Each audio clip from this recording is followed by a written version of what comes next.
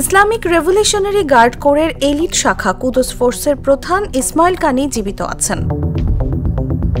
সম্প্রতি তেহরানে একটি জনসমাবেশে তাকে প্রকাশ্যে দেখা গেছে।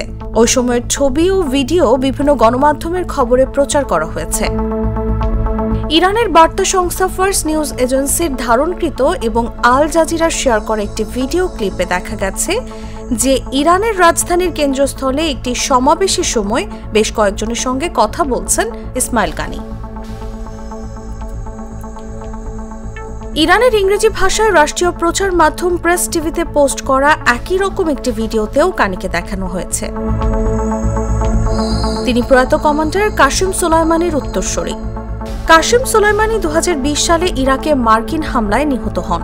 এর আগে ইসরায়েল দাবি করেছিল যে গত 13 জুন ইরানে হামলা শুরুর পর দেশটির সবচেয়ে জ্যেষ্ঠ সামরিক নেতাদের লক্ষ্য করে ধারাবাহিক হত্যাকাণ্ডের সময় তারা কানিকে হত্যা করেছে।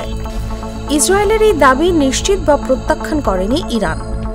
কানি বেঁচে আছেন নাকি হামলায় প্রাণ হারিয়েছেন সে বিষয়ে ইরানের পক্ষ থেকে কোনো বিবৃতি দেওয়া হয়নি। এর আগে 2024 সালেও একবার কানিকে হত্যার দাবি করেছিল ইসরায়েল।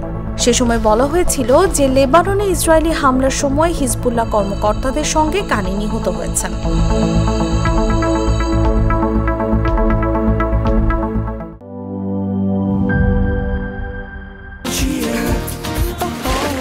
চিল হবে রিফ্রেশিং মুডে। চিয়ার আপ, চলো উড়াই খুশি।